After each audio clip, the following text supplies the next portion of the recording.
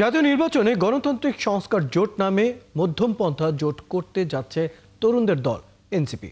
এতে জোট সঙ্গী হচ্ছে এবি পার্টি, রাষ্ট্র সংস্কার আন্দোলন ও আপ বাংলাদেশ। নেতারা জানান 27 নভেম্বর আসতে পারে সেই ঘোষণা। শুধু নির্বাচন নয়, ভবিষ্যতের রাজনীতি নির্মাণেও কাজ করবে জোটটি। তাদের সাথে যোগ দিতে জেএসডি এবং গণ অধিকার পরিষদের সাথেও চলছে আলোচনা। রাশেদ আনিসের বিশেষ প্রতিবেদন। গণ অভ্যুত্থানে নেতৃত্ব দেওয়া তরুণরা যে দল গঠন করে তার আনুষ্ঠানিক পথ চলা শুরু হয় গত ফেব্রুয়ারি থেকে। নির্বাচনকে ঘিরে গেল কয়েক মাস ধরেই গুঞ্জন বিএনপির সাথে জোট করতে যাচ্ছে এনসিপি। 4 গুণ শক্তিশালী এনজাইম ও অধিক ফেনা সমৃদ্ধ অরিক্স সিলভার ওয়াশ মাত্র 70 টাকায়। শোনা গেছে জামাতে ইসলামেরও নাম।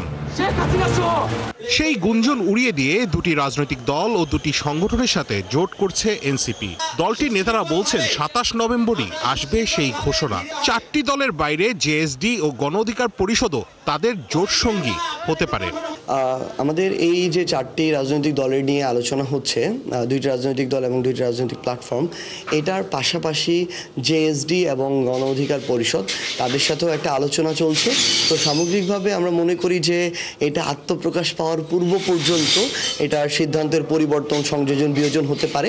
সো সবচেয়ে ভালো আমরা মনে হয় যে একুরেট ইনফরমেশনটা বা তথ্যটা পাবো যখন এটা আত্মপ্রকাশ করবে। আশা করি আমাদের 27 নভেম্বর এটা আত্মপ্রকাশ করতে যাচ্ছে। এখন তো 4 দলের সাথে কথা হচ্ছে, এরপরে হয়তো এটা 5-6টা দলও আসতে পারে। আর এই জোট নিয়ে অনেক দূর যেতে চান তারা। নির্বাচন ছাড়াও ভবিষ্যৎ রাজনীতি নির্মাণের দিকেও চোখ তাদের। একই সাথে নির্বাচনে একই সাথে একটা রাজনৈতিক জোট হিসেবে কাজ করবে এবং আগামীতে সংস্কারের পক্ষে, বাংলাদেশের পক্ষে, এবং আগামীর বাংলাদেশে যেন কেউ ফ্যাসিস্ট হয়ে উঠতে না পারে সেই জায়গায় মধ্যমপন্থী একটা রাজনৈতিক জোট হিসেবে কাজ করবে। 71কে এনসিপির নেতারা আরও বলেন, সপ্তাহখানেকের ভেতর দলটির একটি উপদেষ্টা পরিষদ গঠন করা হবে। 10 থেকে 15 জনের একটি তালিকা প্রকাশ করতে পারি।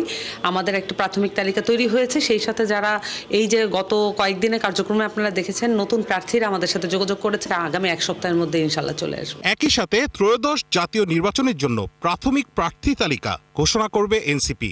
নেতারা আভাস দিচ্ছেন সেই তালিকায় বড় দলের কয়েকজন হেভিওয়েট নেতাও থাকতে পারেন।